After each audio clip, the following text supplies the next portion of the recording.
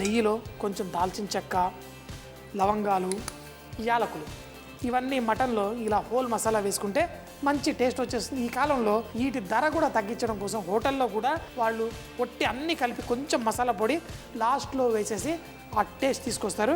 కానీ మనం లైట్గా వేయించుకుంటే మంచి టేస్ట్ వస్తుంది. కొంచెం వేగిన తర్వాత దీంట్లో సన్నగా తరిగిన ఉల్లిపాయలు మనం వేసేసుకుందాం. మరి అన్ని పదార్థాలు మనకి ఇక్కడ ఏవేవి ఉన్నాయో అన్నీ ఇందులోకి వెళ్ళిపోవాలి.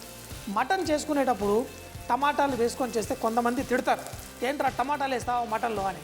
కానీ టమాటాలు వేసి కూడా కుక్ చేసుకునే ఒక స్టైల్ ఉంటుంది. పెరుగు కూడా మనం వేసుకోవచ్చు కొంచెం పుల్లదనాన్ని తీసుకురావడానికి.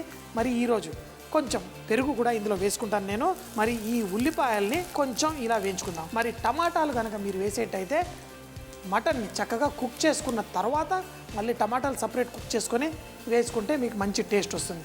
రెండు కలిపేస్తే కనుక ప్రెషర్ కుక్కర్లో అయితే కుక్ అవుతుంది, కానీ కొంచెం అంత దారాలు లాగా మటన్ అయ్యే ప్రమాదం ఉంటుంది. కారా మసాలా అంటే మన దగ్గర దంచిన మిరియాలు, దంచిన కొంచెం అంత ఎండుమిరపకాయలు కూడా ఉంది. ఎండుమిరపకాయలు పొడి కూడా వేసుకుందాం, ఏం నష్టం లేదు. ఇందులో దంచిన మిరియాలు కూడా వేస్తాను, కొంచెం ఎండుమిరపకాయల పొడి కూడా వేసుకుంటాను.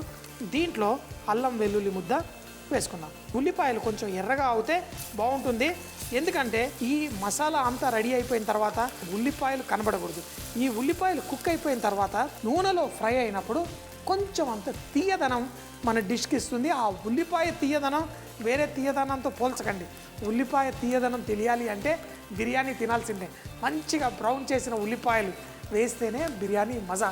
కానీ ఈ కాలంలో బయట వెళ్ళి రెస్టారెంట్లో తింటే కూడా ఆ బిర్యానీ మజా రావట్లేదు.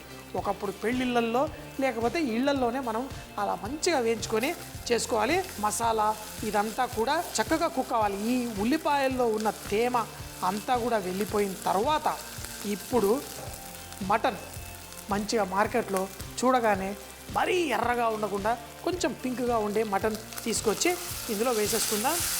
వేసుకొని ఈ మటన్ ముక్కల్ని ఈ నేతిలో కొంచెం ఇలా వేయించుకొని చక్కగా ఏంటంటే లైట్గా కలర్ రావాలి. ఆ మటన్కి లైట్గా బ్రౌన్ కలర్ వస్తే ఆ కర్రీలో మరింత టేస్ట్ పెరుగుతుంది. తప్పకుండా ఒకసారి ఎప్పుడైనా ట్రై చేయండి. మటన్ని వేయించుకొని తర్వాత దాంట్లో కొంచెం నీళ్లు అన్నీ పోసుకొని కుక్ చేసుకోండి. ఈరోజు కూడా ఈ పింక్గా ఉన్న మటన్ మీరు చూస్తూ ఉండండి, కొంచెం బ్రౌన్ కలర్ వచ్చిన తర్వాతే దీంట్లో మిగతా వేసి కుక్ చేసుకుందాం. ఈ మసాలాలు అన్నీ దీనికి మంచి ఫ్లేవర్ ఇస్తాయి. ఈ నెయ్యిలో ఈ మటన్ని లైట్గా కలర్ వచ్చేలా ఫ్రై చేసుకుందాం. ఈ నేతిలో ఈ వేగిన మటన్కి మరింత టేస్ట్ అందజేసేసాము. ఇప్పుడు దీన్ని పర్ఫెక్ట్గా మనం కుక్ చేసుకోవాలి. ఇందులో చిటికెడంత పసుపు, అలాగే కారపొడి, అంటే ఎర్రగా ఉన్న కారపొడి వేసుకుంటే చాలా బాగుంటుంది. కొంచెం ఘాటుగా కూడా చేసుకుందాం దీన్ని. అలాగే కొంచెం అంత సోఫ్ పొడి, మన సోఫ్ ఉంటుంది కదా, మరీ ఎక్కువ వేయకండి. అలాగే కొంచెం ధనియాల పొడి, అలాగే కొంచెం పచ్చిమిరపకాయలు కూడా వేసేసుకుందాం. వేసుకొని వీటన్నిటిని లైట్గా ఈ మసాలాని కూడా ఈ నేతిలో కొంచెం సేపు ఇలా వేగితే ఎర్రగా చక్కగా ఉంటుంది. మరి ఇలాగే తినేయాలనిపిస్తుంది, కానీ మటన్ ఇంకా కుక్ కాలేదు కదా. ఈ మటన్ కుక్ అవ్వాలంటే మనం ఇందులో మాయిశ్చర్ యాడ్ చేయాలి. ఆ మాయిశ్చర్ మనం పెరుగు రూపంలో ఇందులో వేసేసుకుందాం. వేసి ఇప్పుడు దీన్ని కుక్ చేసుకోవాలి. ఇదంతా నూనె కొంచెం పైన తేలుతూ మంచిగా టేస్టీగా ఉండాలి. చూడ్డానికి ఎలా ఉంది చూడండి. డిష్ రెడీ అయిపోయింది, తినేద్దామా దూకి అని. కానీ నాకు తెలిసి ఇంకా కొంచెం నీళ్లు పోసుకుందాం ఇందులో. ఇప్పుడు మూత పెట్టి ఫుల్ ఫ్లేమ్లో చేయకండి, తక్కువ మంటలో ఒక 20 నిమిషాల పాటు ప్రెషర్ కుక్కర్లో స్లోగా కుక్ చేయండి.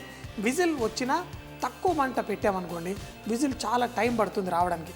అదే ఎక్కువ మంట పెడితే తొందరగా వచ్చేస్తుంది విజిల్. ఇప్పుడు మూత పెట్టి కొంచెం తక్కువ మంటలో ఎక్కువసేపు కుక్ చేసుకుందాం.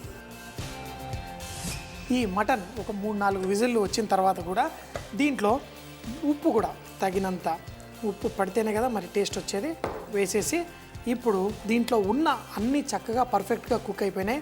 ఇది ఎంతో రుచిగా ఉంటుంది. దీంట్లో మనం వేసిన ఆ ఇంగ్రీడియంట్స్ అన్నిటి వల్ల దీనికి ఒక మంచి టేస్ట్ వచ్చేసింది. ఆ సోఫు అన్నీ వేయడం వల్ల చివరిగా కొంచెం అంత కొత్తిమీర కూడా వేసేసుకొని ఒక్క నిమిషం పాటు దీన్ని లైట్గా కుక్ చేసుకుందాం. కానీ మరీ పల్చగా ఉండకూడదు గ్రేవీ, మరీ చిక్కగా ఉండకూడదు. ఇలా చూపించినట్టు ఈ గ్రేవీ మనం తెప్పించుకున్నాం కంటే పర్ఫెక్ట్గా ఉంటుంది. ఇందులో ఇలా ఉల్లిపాయలు కొంచెం బ్రౌన్ చేసుకున్నాం కాబట్టి ఉల్లిపాయ కూడా కనబడదు. కొంచెం అంత నెయ్యి అది పైన తేలుతూ భలే పర్ఫెక్ట్గా ఉంటుంది.